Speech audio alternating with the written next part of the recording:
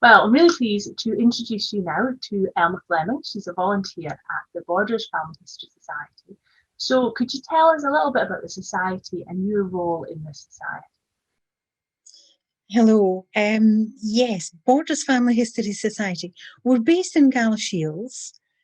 We've been going since 1985, and our main interest is the counties of Berwickshire, Roxburghshire, Selkirkshire, and Peeblesshire, the old counties of Scotland. Our main premises, our archive and research room, is in Galashiels, right in the middle of Galashiels, over Hoch Street. It's an easy walk from the bus station and from the new train station, and there's easy parking nearby as well. Unfortunately, we are closed just now, apart from appointments. We can carry out research on your behalf, and if you would like to visit, to come along and have a look at the files we have yourself, you'd be most welcome.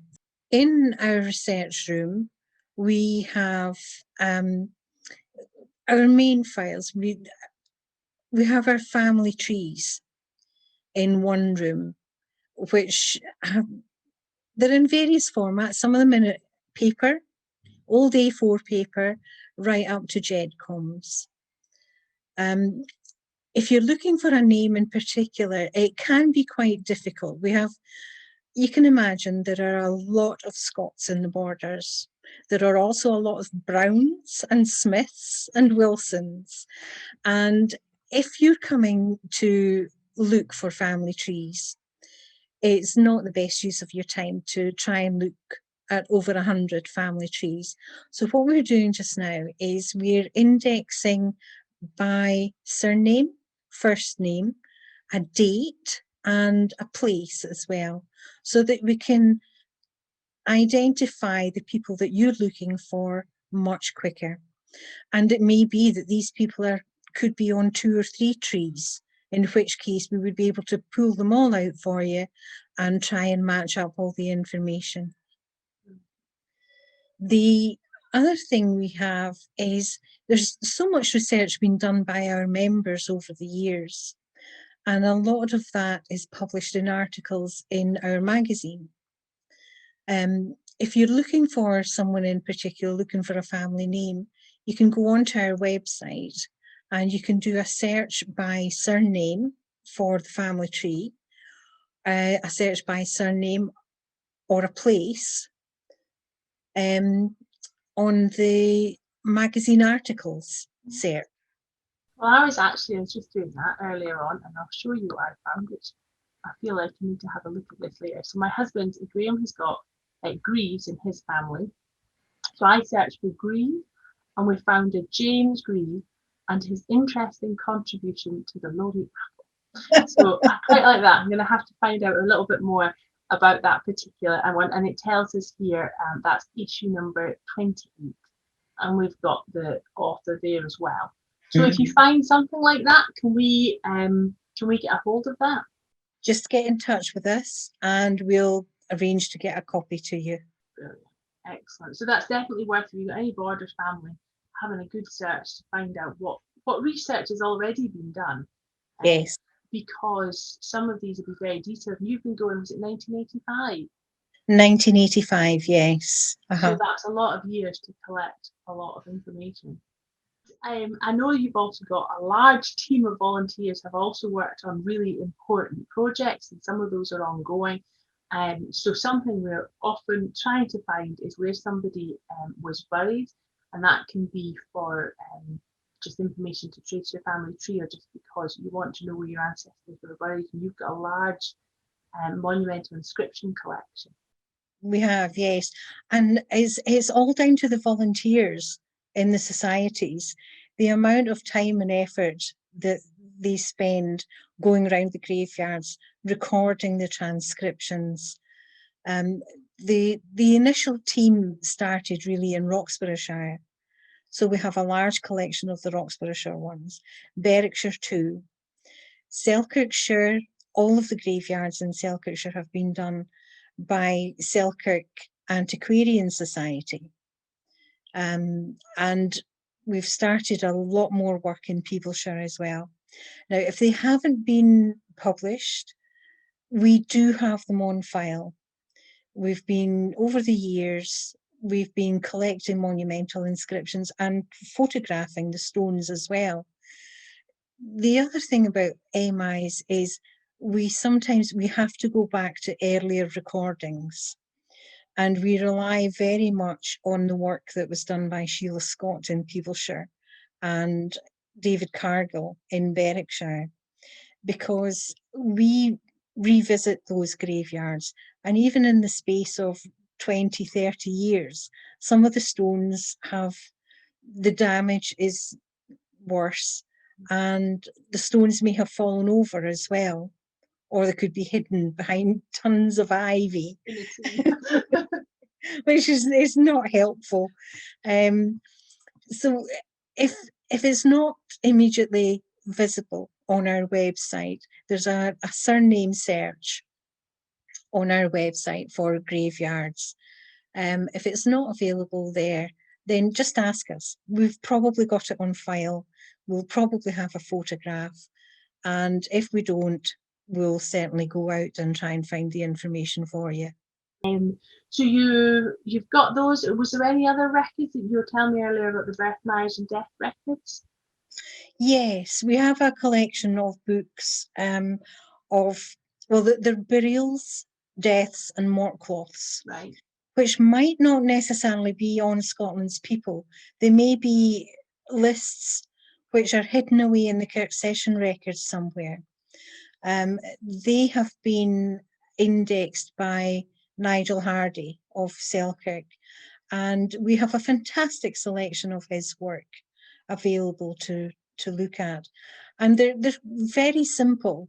He's got them alphabetically indexed. So if you're looking for a specific family, they're relatively easy to find in his indexes.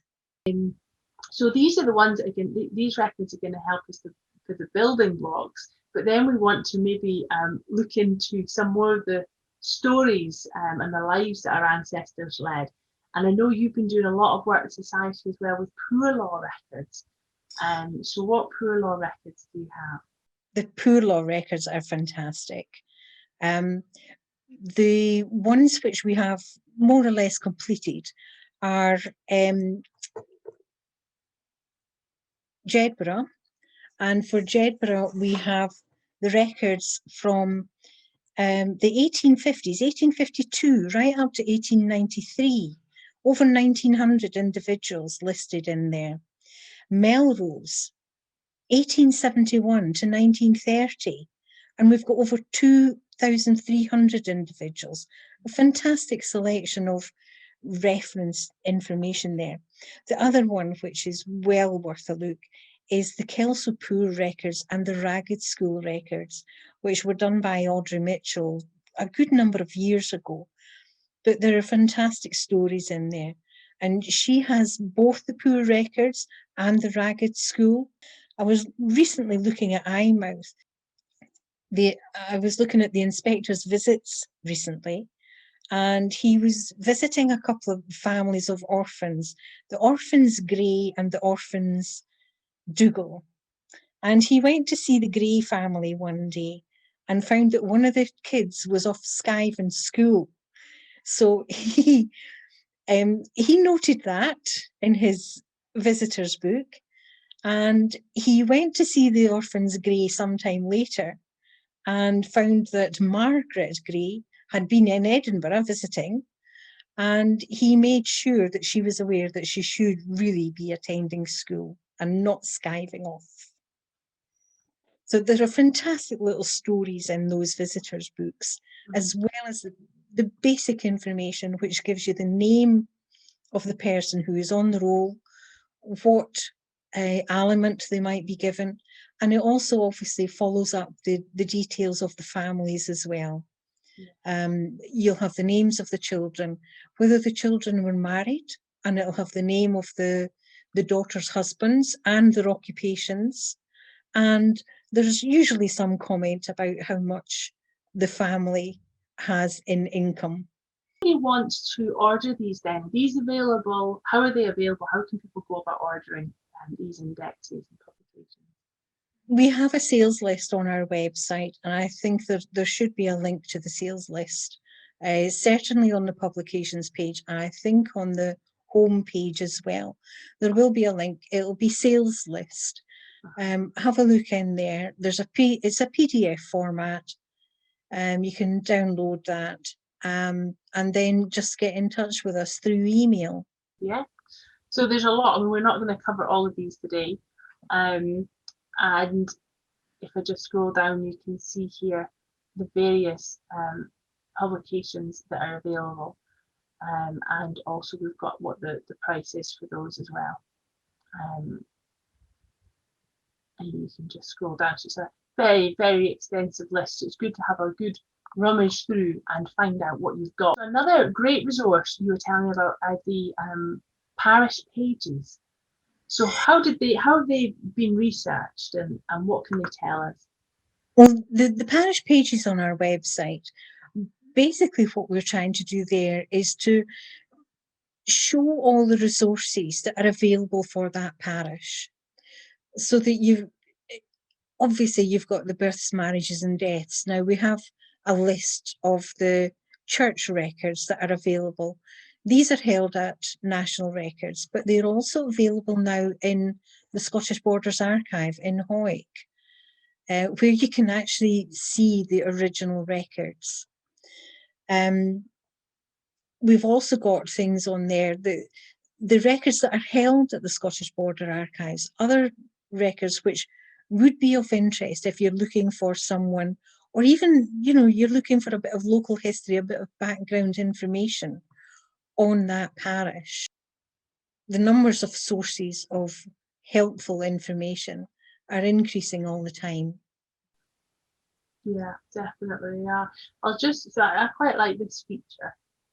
We've spoken before, maps are so useful when you're researching, but not all of us are as good at geography as some others. Graham's very good at geography, and it can be very important to know where families were located. So this is the border with England, and this is Dumfriesshire, and these are the 4 counties covered by the Borders Family History Society. So it's as simple as just clicking in, and then you can see the parishes. And let's go into Hawick, for example. And then there's all the information, a little bit of information about the town itself, the sales list that's available, magazine articles. I mean, this page has been very extensive. There's a lot of research that's gone in over a long period of time to pull all this together. Other sources of information, of course, are linked to the hub there at Hawick as well. Vast quantities. So yes, it's really worth having a look at those parish pages for the parishes where your ancestors lived, and find out what other records might be available. You were telling me about the militia lists as well, and they go along often with the MI books, don't they? Yes, when we're doing the monumental inscriptions for a parish, what we tend to do is we look for other sources of information which build on the information that's available for the people living in the parish, not just their births, marriages and deaths. The militia lists, the hearth tax, poll tax, population lists. The militia lists are very good for Berwickshire, Roxburghshire, Selkirkshire, not so much for Peeblesshire, unfortunately. We look for a list of the men who were the initial list from 1797, and then we try to look for another list which might be 15, 20 years later, certainly before 1841, so that you've got a snapshot of the people who were living in the parish. Again, there's fascinating detail in there when it comes to the eligibility of the men. The basic was between the age of 18 and 45. But then you go through the militia lists and you see that someone might be lame, or they might have some other injury which makes them ineligible for the ballot. The other one is the number of children they have under the age of 10. Sometimes 6 children under the age of 10. So they're not eligible to be balloted. So you get that tiny little bit of detail as well. And sometimes there's pre-1841 population lists. We did Duns recently, Duns Preston Road Cemetery. And as part of that project, we looked at other information and we found a population list which listed people who were not members of the Church of Scotland. And it was a sizable proportion of the population in the town, in the parish, were not members. So their births, marriages and deaths are unlikely to be available on Scotland's People. But if you know that they were a member of another church, then that might help you look for the information. And at least you know where not to look and concentrate on what might be available. As I think most people at the conference will know, I love some criminal records. So what do you have for us in the criminal side of things? We love criminal records. Again, in partnership with the Scottish Borders Archives, we have the police and the criminal records. Now, I'll start off with the police. We have recruitment and service records for the policemen in the borders, starting from 1858 up to about 1920. That was the guys going around finding the criminals. What about the criminals themselves? The criminals are wonderful. We have, at the moment, over 23,000 individual arrests. Now, some people will appear more often than others. The date from 1854, it's a huge ongoing project. We're working away just now on Howick, some Berwickshire ones, some Peeblesshire ones as well. There's an awful lot of breach of the peace and drunken disorderly in there. Lots of contravention of the Tweed Act, lots of day poaching and night poaching. But those records is really an arrest and a custody record. And what we have at the end of it is we have the sentence. If they did go up to the Sheriff Court, we have the sentence that was passed down on them. Of course, within the Scottish Borders, not everybody stayed in the Scottish Borders. And you were saying earlier on as well that there was no industrial school in the Scottish Borders. So what did that mean for younger ones who needed to go to industrial school or were sent to an industrial school? This is another fascinating aspect of the criminal records, is the number of children who were arrested for minor offences, sliding on the pavement, theft of a turnip, things like that. And it's interesting to see in those records how the treatment of children changes over the years, how gradually the industrial schools come in, and then you start getting things like the First Offenders Act. The industrial schools, as you said, there were none in the borders. So they were sent away. The majority of them were sent to Dumfries. And the beauty of that is that the Dumfries records, the industrial school admission records, are held in the Ewart Library in Dumfries. This local knowledge is really important. The local knowledge of the fact that there wasn't an industrial school and therefore the boys had to be sent somewhere else. So where would they have been sent? And that's a great thing that you get from family history societies, because that's a knowledge that's built up over years of experience. And another record set, which is quite small, that you were telling me about, is the Peddler Certificates. Yes. This is a record that I found in the Edinburgh City Archive, actually. And it's a list of Peddler Certificates issued between 1897 and 1920 is as far as I've gone up to. The people, they lived in Peebles or Peeblesshire, and they had to go to the police to get their peddler certificate. It cost them 5 shillings, and that allowed them to obviously peddle their wares, as you, whether they maybe had a stall in the high street or a stall at the weekly market, or whether they travelled the country trying to sell what they had. It has their name and their age. Unfortunately, it doesn't have a date of birth. It doesn't have a place of birth.